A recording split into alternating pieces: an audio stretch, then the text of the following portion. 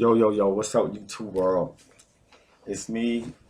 Well, I never really mentioned my name. I mean, some of you know me by Luther, but I go by, I guess I'll call it the stage name AQ. Because that's going to be, I have a book coming up soon. Won't speak about what it is, what the title is yet. The book is like 90% done, but when it's ready to be out hot in the press, I'll definitely let everybody know about it. But that's going to be the name that I'm using, the author name. It's just real short, AQ. Um, so, in any case, this is a recap of episode 2 with Erica Mix. Now, this one, man, 11 years mandatory for drugs, man. First time offender. She doesn't even have a record. She has 2 kids.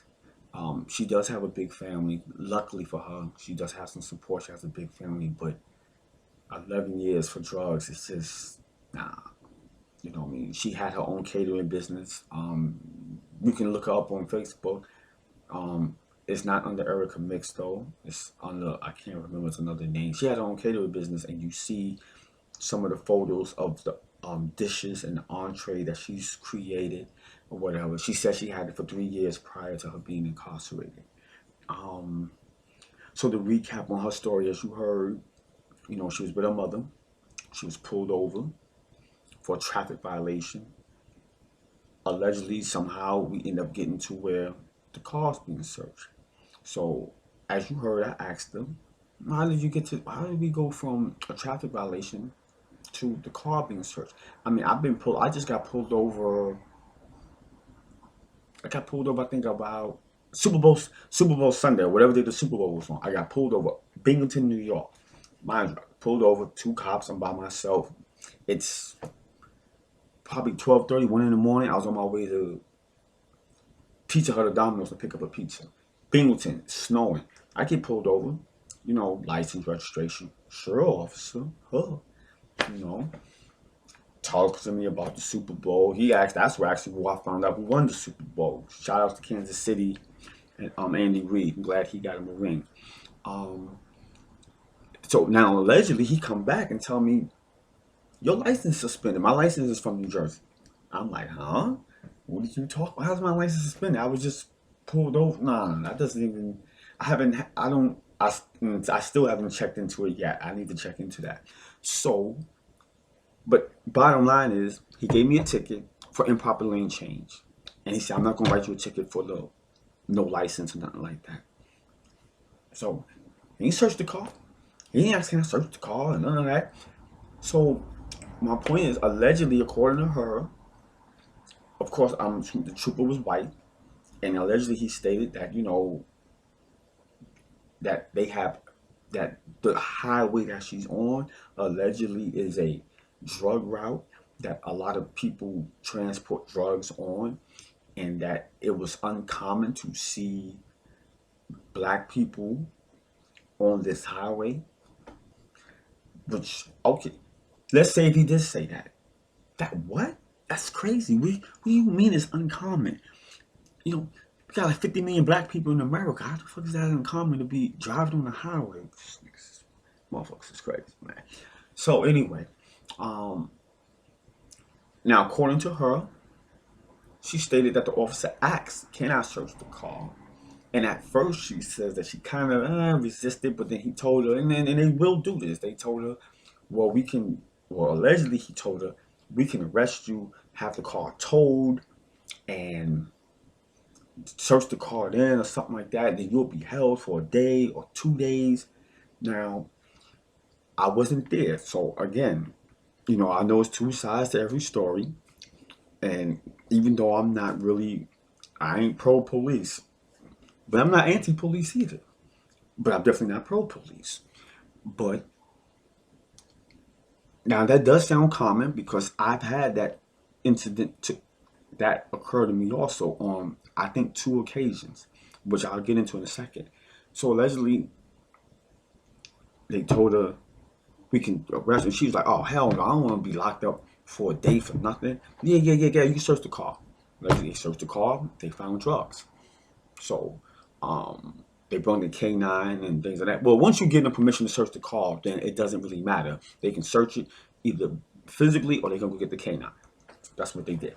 So, um, she took the plea for 11 years because allegedly they was charging her mother also, and they agreed to, if you take the 11 years, then we will drop. I think they dropped all the charges, or they dropped her to a real low charge where it was no time, nothing. And so she did that. Allegedly, they got an appellate lawyer. Appellate lawyer looked at the case and said they didn't have no grounds really to charge your mother. You know what I mean? Which, yeah, she's a passenger. In order to be really okay, in order to be convicted, or maybe, well, to even be charged and convicted of a crime, um, you have to meet like three of the elements of knowingly, willfully, and intentionally. So, meaning if I'm at McDonald's and I call you, hey, come get me from McDonald's, and I get in the car, you got drugs in the car. I don't know that you have drugs in the car. You get pulled over. I didn't knowingly get in the car where there was drugs in the car. So technically, by legal standard, I can't be convicted. They would have to prove that I knew that there was drugs in the car. If they can't prove that I knew that drugs was in the car, then I can't be convicted, and I shouldn't even be charged. The charge should be dismissed. Even if it was indicted, the state should, if they doing right, would just dismiss the charge, and that's that. So she she got railroaded. Her appeal got denied, of course, which is, it's hard to get your appeal. It's hard to have an appeal reversed back when you take a plea, because they actually, did you knowingly volunteer? Are you knowingly voluntarily taking this plea because you are in fact guilty, and blah blah blah blah. So usually most people can go back on appeal if they argue ineffective assistance of counsel. Um, if they argue that, which really can be easy to prove, because some of these lawyers is not good. They're not fighting. They don't fight for you as much as they should, which, and I know why, because they have to be put in front before that judge every day, or a number of times within a week. So what you think they're gonna do? Piss them off just for you and go hard? That's not how the system is designed. So they're gonna look at the lawyer like, what are you doing? We don't go hard. That's not how we do this. We trying to move these cases along. Offer her, see if she want to take this plea so we can just ship her out like luggage. Just put it on Spirit Airlines and let's be done with it. And like, no, and that's how, so that's how these lawyers work nowadays. Even a private lawyer, yeah, even a private lawyer. I had a private lawyer for one of my cases. He sold me out. I would have been best off with the legal aid lawyer. I had a legal aid lawyer that I got rid of to get a private attorney, thinking it was better, and it turned out to be worse. So, so my point of telling you about with this case is, so here's the thing for anyone listening.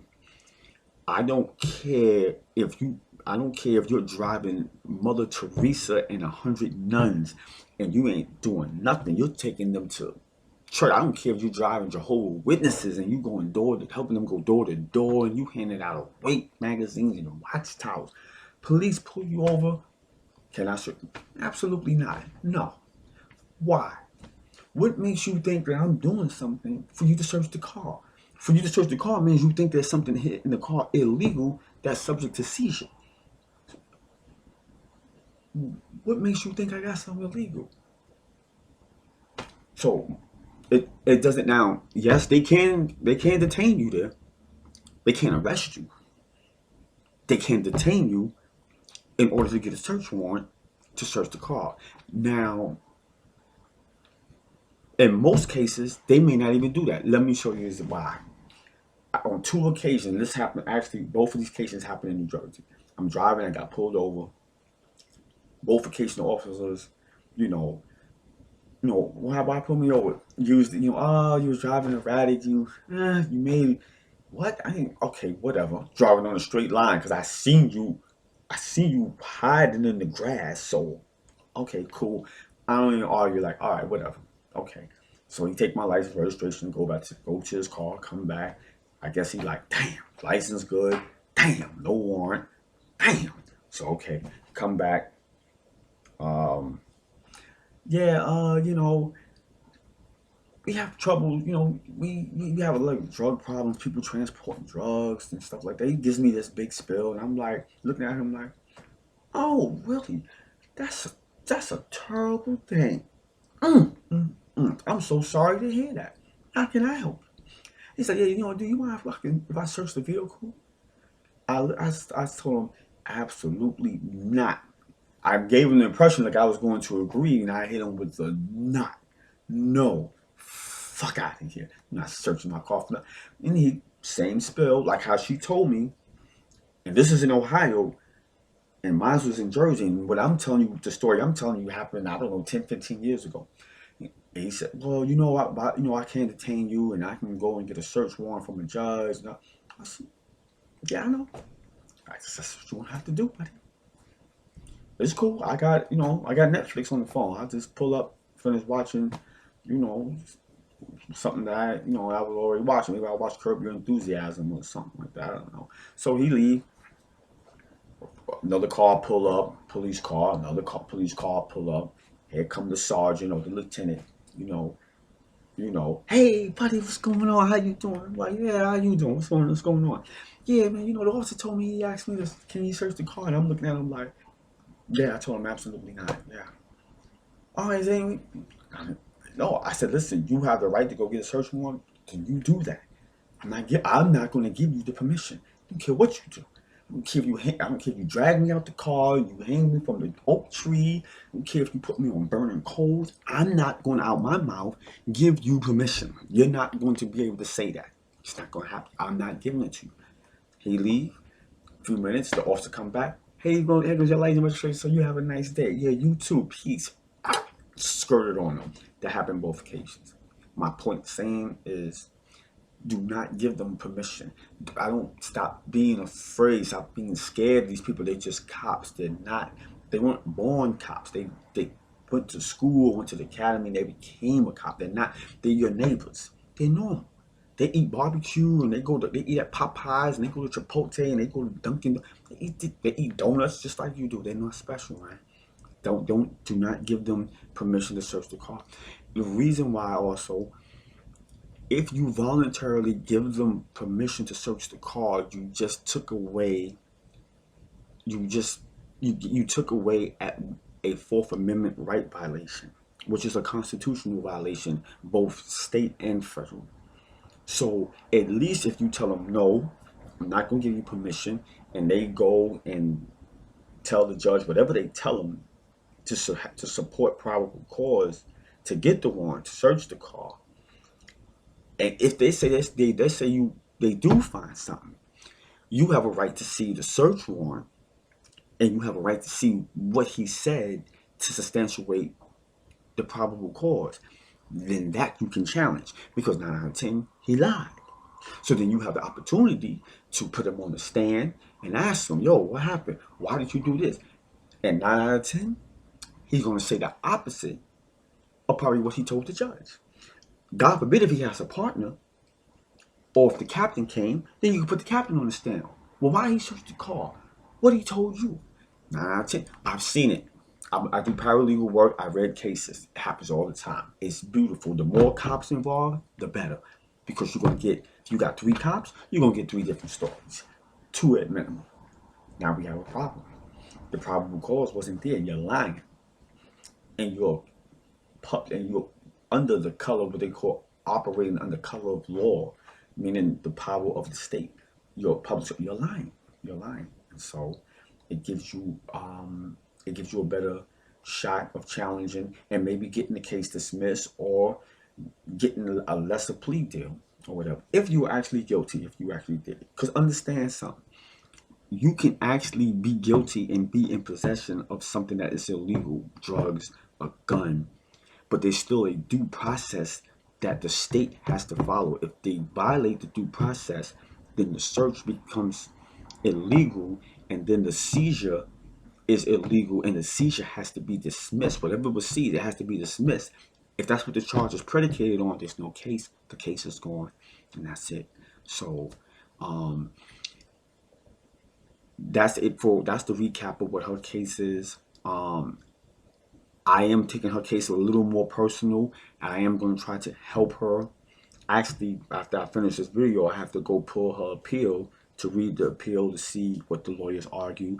But you will see a part two coming from her, probably a part three too coming from her. But you will see her quite often on here because I am going to try to work to get out. 11 years is too much.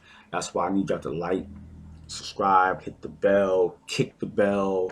I don't take throw the phone on the floor. I don't give a fuck. I need to get the numbers up so I can hit up people like McMill, Kim Kardashian, what's her name, Michelle Alexander, Roland Martin, Boyce Watkins, and certain other people. I'm going to try to get her case media attention because that's too much time. 11 years. She got 2 kids, a boy and a girl. She should be home. Okay, granted, hypothetically speaking, let's say she had drugs. Okay, some accountability. You got to do some time. Cool. I mean, it is what it is. I'm from the streets, and I'm sure she understands it. But 11 years is too much.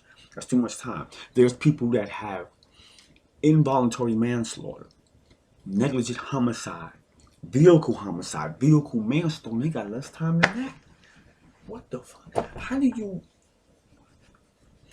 How does somebody remove somebody off the planet, never to come back again? You do understand that when you die, that's it. This ain't Monopoly. You don't go off the board and come back on the board.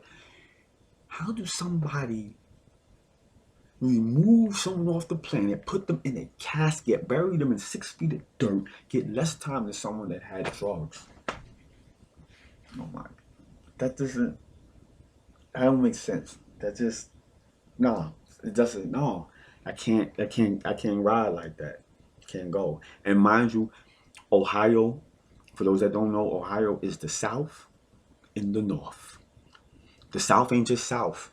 They have a South North too, and that's the state of Ohio. So with that, I'm done.